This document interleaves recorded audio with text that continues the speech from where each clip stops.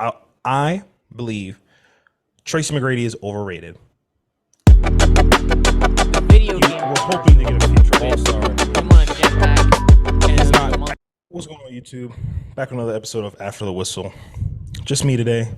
Jaden has some stuff going on for the next couple of weeks, so you'll either see myself or you'll see just some my friends, guest speakers, come on here. The show must go on. We can't stop for the next couple of weeks, but you'll see my mug. And so yeah, today we're gonna get into it. Make sure you guys like, comment, subscribe. We're at 85 subs. To your mom, dad, grandma, grandfather, cousins that like ball, friends that like ball. We're almost at 90 subs, so make sure you just hit that like button, subscribe button, and we're still on our journey to 100 subscribers. You guys have been amazing. We've been pumping out the content. Make sure you go follow our other socials, our Instagram, TikTok, things like that. But we're gonna jump into it, man. So recently there's been a lot of talk on the internet that we're done with the 80s and 90s, and I literally said that like probably like a couple months ago, that the NBA now is way more skilled than what it used to be. I've been said that. I said that, and I stand by that. I think that the 80s were great. I think that, you know, in the 90s, they just they weren't as skilled as us, you know? There were definitely guys out there that they didn't have the offensive capabilities like how we do now. And to debunk the whole we played defense, you guys fouled. They fouled an awful lot. And if you guys go look at the 96 Bulls, one of the greatest teams in NBA history. If you go look at them, they put up 105 points a game. That would rank dead last in today's game. Dead last. That shows you that the offensive capability was just not what it was then, how it is now. Guys don't shoot. They didn't shoot the three like how we do now. Like, you don't like, and I think, will there be some guys that will be able to play then that could play now? Yes, but I think that number. Do I think there's guys now that could play then? Absolutely, but I think there are more guys. Hear me out. I think there are more guys now that play today that could play back then than the amount of guys that played back then. I'm talking about 80s and 90s. There's less guys that played then that could play now. If you guys catch what I'm saying. I just don't think there's some guys that could have played today in the league, simply because, like I said before in that one clip, the one video, guys couldn't shoot. If you're a center and you cannot shoot, you're not going to last long in the NBA unless you are an all NBA caliber defender, defensive player of the year, like a Rudy Gobert. But we understand what happens with him once they get into the playoffs. But unless you are an elite level defender, that is, you know, as a center. But if you can't shoot, there's no spot for you in the NBA as a big. I'm so sorry. Those bigs that were just playing straight up defense, no, that's not going to work, because the bigs that play now are way too skilled. Like, we see guys like Jokic, and I didn't even get into the international scene yet. Jokic, Embiid, Cat, AD, those guys are way too skilled. And we have even young up and coming guys, Chet Holmgren, Victor Wembanyama, guys who are now stepping up and bringing a whole new level to the bigs. A lot of those bigs back then, but playing in the 80s and 90s, would not be able to, like Robert Parrish. He was great, but he wouldn't be able to play nowadays. He would not be able to play. Too slow, and played good defense, but offensive capabilities was not like that. And couldn't shoot. You got to be able to shoot nowadays. There are some guys that I do believe will be able to play in today's NBA. Magic Johnson, I think he would be able to play 6'9" guard, great facilitator. Did he have the hint? Did he have all the handles? Could he? Did he have Kyrie level handles, Allen Iverson level handles? No. But I think he would be able to play nowadays. Who wouldn't want a 6'9" guard who can facilitate? That's like basically Ben Simmons. You know, Magic Johnson didn't play the level of defense like Ben Simmons did, but Magic Johnson still will be able to play. I think Michael Jordan would be able to play today. I think Larry Bird would be able to play today. I'm trying to think of like John Stockton. We talked about it before. I don't think John Stockton would be able to play now. He would be John Stockton today would be today's version of TJ McConnell. And why do I say that? He's not a good on-ball defender. TJ McConnell is scrappy. It doesn't mean he's a good on-ball defender. John Stockton is too short and too small. Go look at his player build. He was too short and too small to be able to play nowadays. He would get just and the level of guard play is way better than what the guards were he was playing back then. The guards that he was playing back then, they were good. Don't get me wrong. Yeah, Isaiah Thomas. You had Magic Johnson. You had Gary Payton. But they're not the level of scores like how we have today. I can just name 5 point guards off the top of my head that he would have to guard: Jalen Brunson, Tyrese Maxey, Shai Gilgeous, De'Aaron Fox, Steph Curry. And like I said, the way they score now, everybody can score. So saying, you just put him on somebody's 2 guard. So you're going to put him on Devin Booker. You're going to put him on Anthony Edwards. You're going to put him on Donovan Mitchell. Forgot, is he going to guard Darius Garland? No, he can't guard. He's not going to be able to guard a lot of these guys. And his scoring output was not that high to where he's going to offset these guys. And he could not guard. He couldn't guard. Again, and I think, like we said before, I'm not even really going to get too much into this topic, but people said, well, he's ranked all time in steals. He's number 1. And I get that. But that does not, yes, he ranks number 1 in steals, but he's not a top 10 defender. But we're not going to get into that. You're going to go watch an episode where he got really deep into that. And I do think, and the level of play that was there, 1 through 5, A, couldn't shoot, and B, because they couldn't shoot, the spacing was so, like, you go watch, I'm not even talking about go watch highlights. I'm not talking about watching lowlights. But what I'm saying is go just watch some of the games and look at the spacing then and now. That's why I think Michael Jordan would be able to play now. If he was putting up 30 and the spacing was like this close, what is he going to do when the court is spread out? The court is more open. You have more space to work with. That's why I think he could be able to play. Now, this whole thing about Michael Jordan didn't have a left hand. I think, I'm going to debunk that because I feel like some people are taking a little over the top. And I think people are trying to be like, well, Michael Jordan wasn't no good. No, he was still very good. And even if he didn't have a left hand, he won MVPs and scoring titles without a left hand. So, you know what I mean? I feel like that whole debate or that whole thing of he didn't have no left hand. I think we should just go ahead and stop. I did want to touch on base on something that made sense to me. There is a difference between the greatest and there's also a difference between the best or being better. I think Luka Doncic is a better basketball player than Magic Johnson.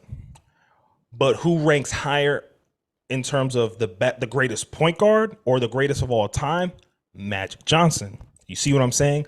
I'm trying to think of somebody else. I don't want to say Curry. I'm trying to think of just somebody else you could say is just a better player, because Magic Johnson was great, but he bam, perfect example. I think Chris Paul is a better all around basketball player than Russell Westbrook. But I believe that Russell Westbrook ranks higher than Chris Paul. See what that makes sense? Like, let me think. Shea Gilgeous Alexander is a better basketball player than John Stockton. But in terms of who ranks higher in terms of legacy, it would be John Stockton. Um, I definitely do think that back then it was just different back then. Um, Guys weren't as athletic back then as they are now, and I don't think a lot of those guys, like I said, those guys weren't as athletic. They couldn't move laterally, side to side, like how guys can now. And guys are just bigger, faster, and stronger than what they are now. And that's why I always say that the Redeem team could always beat the Dream team.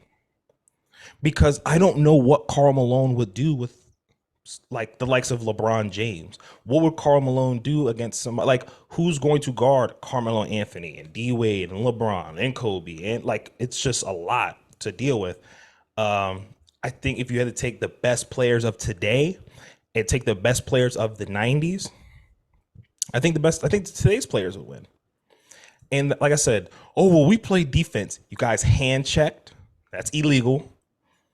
That's not good. That's not defense. Putting my hand on your waist to dictate where you go, that's not defense.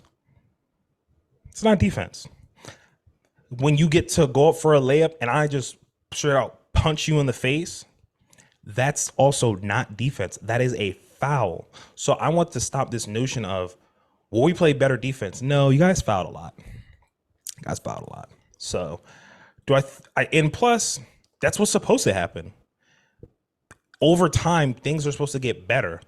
Do you think, and not even just basketball, but in all sports, things are supposed to, like, as humans, like, we're supposed to get better. Like, if we still live in 2024, how we lived in 1924, then there will be a problem. There'll be no evolution. We shouldn't be riding on horses in 2024, back like how they did back then. And God, like the NBA is supposed to get better. Guys are supposed to get bigger. Guys are supposed to get stronger. Guys are supposed to get faster. Guys are supposed to be able to dribble better. Guys are supposed to be able to shoot better. That's just how the game evolves. So that's how you know. And then Larry Bird said, if the game is evolving, then we have a problem. And that's good for the game. Do I think there's some problems with the NBA today? Yes. Do I wish there was some more competitive defense and just throughout the regular season? Yes, but it's hard to do throughout 82 games because the first half of the season really doesn't matter. It's only really the last half of the season that matters. After that All-Star break, now you have teams fighting for position in the standings. Now you have guys, okay, if we're a play-in team, we're going to try and get out of the play-in, and we need to get into that for the first 6 seeds, so we're not playing those games to get into the playoffs.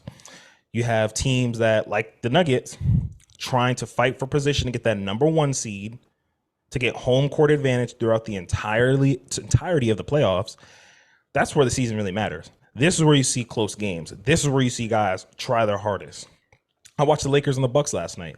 Malik Beasley was playing all world defense, shooting the ball. I've seen Malik Beasley play like that before. I'm like, wow, like this is crazy.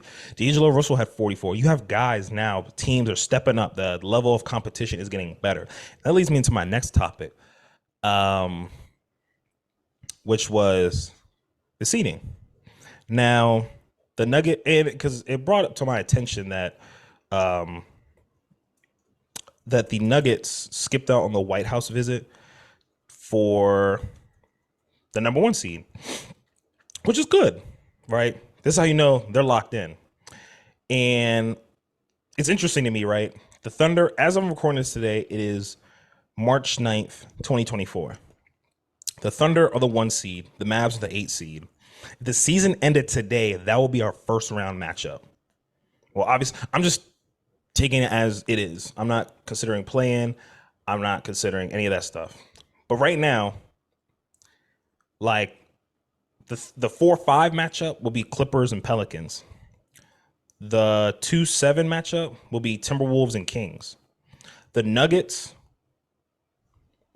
if the season ended today, the Nuggets and Suns will be playing in round one. Now, I thought about this the other day, and they talked about it on First Take. And they talked about, are the Mavs contenders? I think it's hard because it's hard to say no because you have Luka. You have Luka Doncic, who we've seen do things in the playoffs. But I also don't believe that when I think of contending, especially from the Western Conference, I think of can this team beat the Nuggets? Yes or no? I only think of one team that could realistically beat the Nuggets, and that's the Clippers. Because of the star power they have. James Harden, Kawhi, PG, Russ, and they have the plethora of the bench of what they have. So I think that Paul George, Kawhi, James Harden can basically not overwhelm, but basically their star power is here, and Jokic by himself is like right here.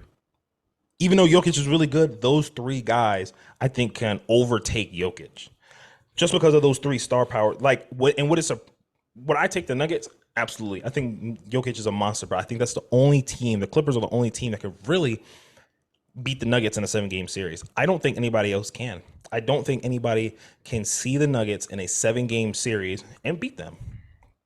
I don't. I don't see anybody else. I don't think the Lakers can. I think the Lakers, I just don't think the Lakers can beat them. I don't know. Every time the Lakers and the Nuggets play, it's the same thing. It's the same outcome. The Lakers cannot beat the Nuggets. And if they got back in the series, I think the Lakers are losing. As much as I love LeBron, as much as I like to watch the Lakers and want to see the Lakers win, I don't think they can beat them. I don't. I think that's the only team. I don't think the Mavs, I don't think they're going to be able to do anything. That would be an entertaining series, but I don't think the Mavs will be able to do anything. Timberwolves, I don't think the Timberwolves, I think they're probably a second round exit. I don't think they beat the Nuggets or they beat the Suns. I think the Timberwolves can lose to the Lakers in a 7-game series, but other than that, I don't see really anything else happening. In the Eastern Conference, I was really high on the Knicks. I still am very high on the Knicks. I think the Knicks can make a lot of noise, especially because if they get Mitchell Robinson back and Jay Randall, they're going to be sitting pretty. The Celtics, I don't know. Kristaps Porzingis is the X factor for the Celtics, and I think that with him, obviously, like we said before, Jason Tatum needs to lead this team. He needs to. This is make or break for Jason Tatum. If he wins the chip this year, if Jason Tatum leads the Celtics to the chip, he will then be elite for me. But with this talent, Drew Holiday, Derek White, Al Horford, Jaylen Brown, Kristaps Porzingis, and all the rest of the guys that they have, if they don't win the chip this year, barring any injuries, if they don't win the chip, Jason Tatum's not elite. He's just not elite. I can't call it. I don't think he's elite. He has no excuses this year. None. He has the players. They're what? 48. They're literally, let me look at it right now. They are 7.5 games above the second seed. Jason Tatum has no more excuses, man. I said it before and I'll say it again. He has no more excuses. He has the team. This is his year.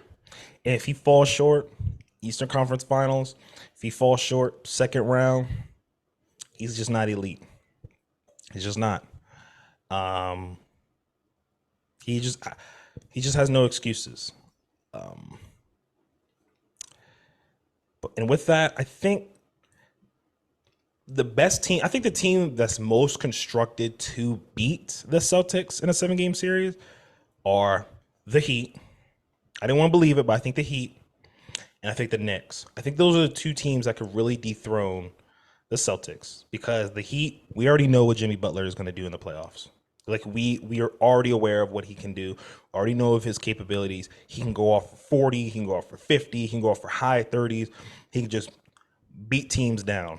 We already know what they can do. And with Terry Rozier, they have Tyler Hero, Bam, Highsmith, Jaime Jaquez, Duncan Robinson. We already know what the Heat are about once they get into the playoffs. I also think the Knicks, Jalen Brunson, we've seen him time and time again play in big games, hit big shots, have big performances. I think if Julius Randle comes back and he plays to the level of what we know Julius Randle can play like, OG Anunoby comes back, Mitchell Robinson, you still got Bojan, Alec Burke, Josh Hart, DiVincenzo, you're good. I don't think that the Cavs can beat them. I'm just not so sure. I'm sure about Donovan Mitchell, yes. Darius Garland in the playoffs, and he didn't play too well last year. I'm not so sure about Evan Mobley, and I'm not so sure about. I'm sure about Jared Allen, but not about Evan Mobley. I don't. I think that Kristaps Porzingis can dominate them in a 7-game series because they shoot, and Evan Mobley has not gotten any better as an offensive player, specifically as a shooter, as we thought he would have gotten. So, yeah, those are my takes for the playoffs. Um, I wanted to talk about something that I had on my mind for like the last couple of days. I was asked about Tracy McGrady and where I rank him all time. Tracy McGrady is overrated, in my opinion. What did he do in his career? Like, what did he? I don't understand why Tracy McGrady is so beloved as he is when he didn't do anything. He was on the Magic. He blew a 3-1 lead, and then he had injuries. I don't like. He didn't do anything. That's why I've always said like I think Tracy McGrady is, or I think Carmelo Anthony is better than Tracy McGrady. That's just me. I've always said I will take Carmelo Anthony over Tracy McGrady. They both pretty much do the same stuff. I think we talked about a little bit about it last episode, but I think Tracy McGrady is one of the more overrated players in NBA history. I just don't think he really has anything to show for his career. I mean, 7-time All-Star, 7-time All-NBA. Other than that, I don't really see what the big hype is about. He was a great scorer, don't get me wrong. Yes, one of the best scorers of all time. I'm not here to take that away from anybody or take that away from him. But I don't, he got injured a lot and he did have very little playoff success. That's just me. I don't think Tracy McGrady is that great. Trying to think of another overrated player. People say Carmelo Anthony is overrated, and you could also say that too. You can say he's overrated. He is what, 9th all time scoring, or he's 10th in all time scoring. So I mean, but I also had this to say, and this is, you can say what I am. You can call me a glazer for LeBron or whatever. I do think that, so LeBron just hit 40,000 points. And I think LeBron, unfortunately, we're not going to gain appreciation for him until he retires. I believe if you don't, oh God, if you don't think this is kind of crazy. This is kind of poo-poo on you if you don't think this. And y'all let me know what you think down in the comments below. I believe LeBron James is the most disrespected athlete to ever play a sport. Period. LeBron James is the most disrespected athlete ever. We never, ever, like whatever side of the fence you're on, LeBron, Jordan, whatever the case may be, but we never, for y'all that support Jordan, y'all never hold Jordan's playoff failures like how y'all do LeBron. And is kind of like not upsetting, but it's kind of ridiculous to me that this man has played 21 years, right? And not only that, he just eclipsed 40,000 career points. Like he's going to end his career with like what? LeBron plays 2 more seasons, right? Let's say plays 2 more years. He will probably end his career with what? Around 42, 43,000 points. And they'll be like, oh, he played a long time. So why didn't Dirk do it? Why didn't Kobe do it? Why didn't Vince Carter do it? Why didn't Robert Parrish do it? Why didn't Tim Duncan do it? Why didn't they have 40,000 career points? I think LeBron is literally the most disrespected athlete of all time. And it's kind of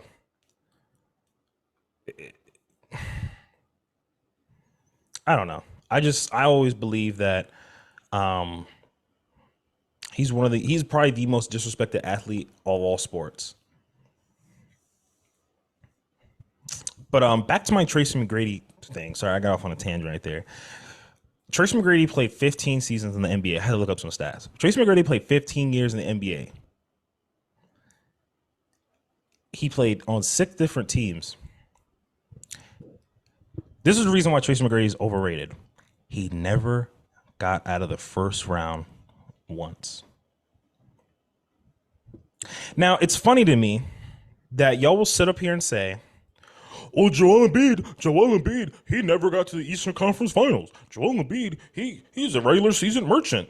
But will glorify Tracy McGrady for some reason. Y'all will glorify Tracy McGrady and be like, he's so, man, Tmac. He never, at least Joel Embiid got out of the first round.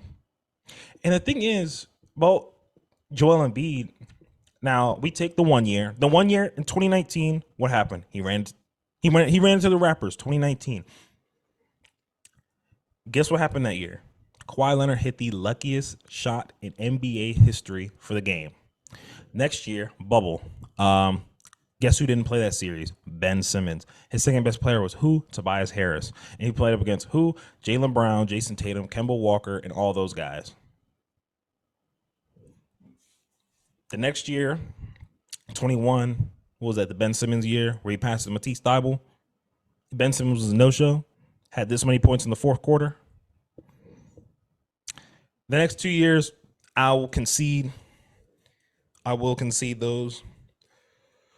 But it's weird to me how y'all will say, y'all will bash Joel Embiid for not getting to the Eastern Conference Finals, but yet will glorify Tracy McGrady even though he never got out of the first round once. But then y'all be like, oh, well, injuries. Did Joel Embiid not get injured? Joel Embiid doesn't have knee problems? Joel Embiid didn't play with a broken nose?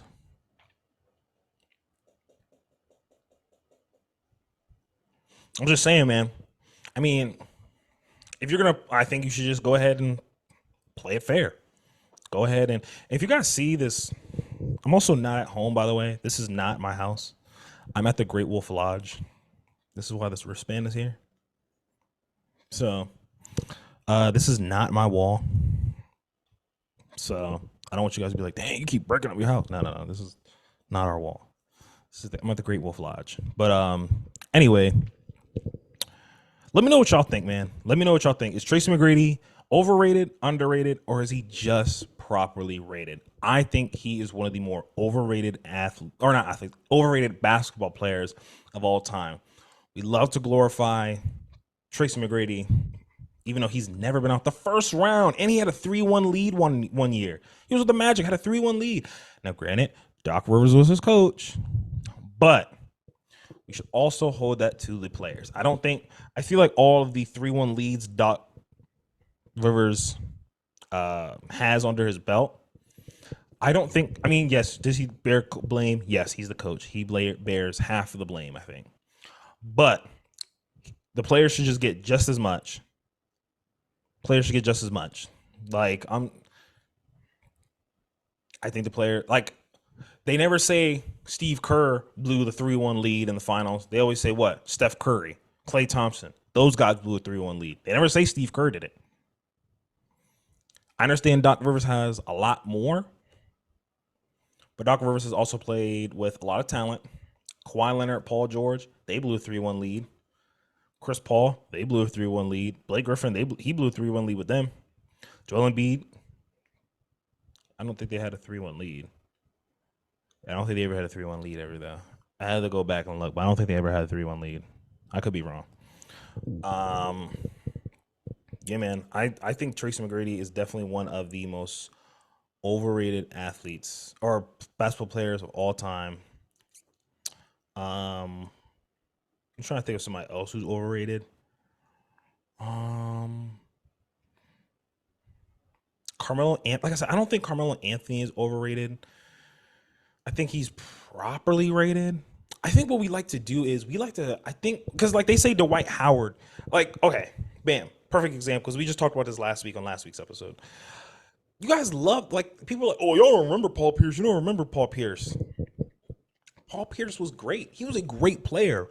But to sit here and be like, he was a top 5 player in the NBA. He was one of the best. No, he was never considered to be even the best. What? He was never, was he top 3 in the NBA? Like, was he even top 3 in the NBA at one point? Like, no, he wasn't. Because you have Kobe, Shaq, Duncan, Dirk, and then here comes LeBron, here comes D Wade, here comes Melo. You're never better. So those are like what? I think I just that's like 7 names I just rattled off right there. And I didn't even talk about Tmac. I didn't even talk about Tmac. So even though I think he's overrated, he was a top 10 player in the NBA. Maybe even top. He probably was top. He was probably top 3 a couple years.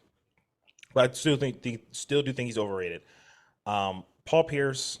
I mean, I feel like sometimes we could say a player was super underrated that they become overrated, like Dwight Howard. Oh, y'all don't prime Dwight Howard when he was on the Magic. Yes, he was good. Don't get me wrong. He was great. But he had no offensive game whatsoever. His offensive game was not back you down, hook shot. It was not post fades. It was not up and unders. Like, could he do it every once in a while? Yes. But his was basically throw a lob to me, I'm dunking it. Oh, offensive rebound, I'm dunking it. That's basically all it was. He was running dunk man before running dunk man. Like, Paul Pierce, he was great. But if he was as good as you say he should have led the Celtics somewhere. Got them somewhere. I don't think Paul Pierce is one of the more. Is he top 50? I would have to compile a list, but I think Paul Pierce might be top 50. He might be top 50. Now, y'all might kill me for this one. Is Rudy Gobert overrated? Rudy Gobert might be overrated a little bit. I feel like if you look at his because you'd be like, oh, look at his offensive game. Ben Wallace didn't have an offense. Now, granted, Ben Wallace played in the early 2000s. Ben Wallace didn't have an offensive game. He has what? He had what? 4 DPOYs? Yeah, he has 4 DPOYs. He didn't have an offensive game. We don't call him overrated. And he has a chip. Is it possible for Rudy Gobert to get a chip before he leaves?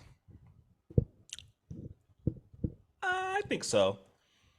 With the Timberwolves, no. I don't think the Timberwolves, no. I don't think it was the Timberwolves. I think with the right team, yes, I think he could.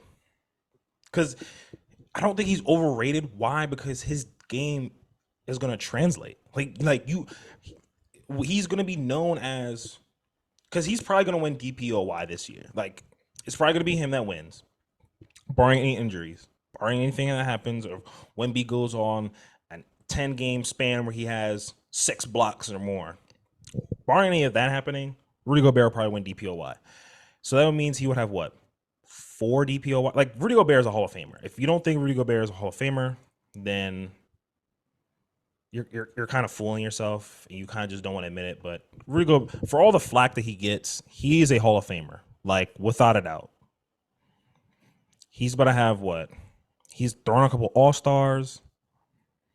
He's he's a 6-time All Defensive, 4-time All NBA, 3-time All Star. With if he wins DPOY this year, he's gonna be 4 DPOYs. That's Hall of Fame to me. I mean, I don't know what. I mean, I don't know, but that's all I really have for you guys today. Like I said, it's just me. Let me know if you like. Let me. I also want to do something else. You guys, let me know down in the comments if you have anything you guys want me to talk about while Jaden's out. Let me go because this season, but this part of the NBA season, games are going to be going like that, and it's going to get down really to the nitty gritty. So you guys, let me know what you want me to talk about. I'll put a poll up on our Instagram, and I'll put a poll out on our YouTube. Oh, I didn't mean to do that. My bad. I'll put a poll out on YouTube Shorts. I'll try, or not YouTube Shorts, but our YouTube page. I'll put out a poll, and our Instagram. I'll put out a poll, and you guys let me know what you want to see. You guys let me know what you guys want me to talk about. It can be basketball related. It doesn't have to be basketball related. Yeah, you guys let me know what you guys want me to talk about. And I know I'm supposed to bring all this stuff, but I also want to feel connected with you guys. I want to hear what you guys have to say. For the people that support us, I want to hear what you guys say. Even throw in some of your takes. I want to hear some of your guys' hot takes. I would love to see and hear some of your guys' hot takes. And I will discuss them. I'll talk about them.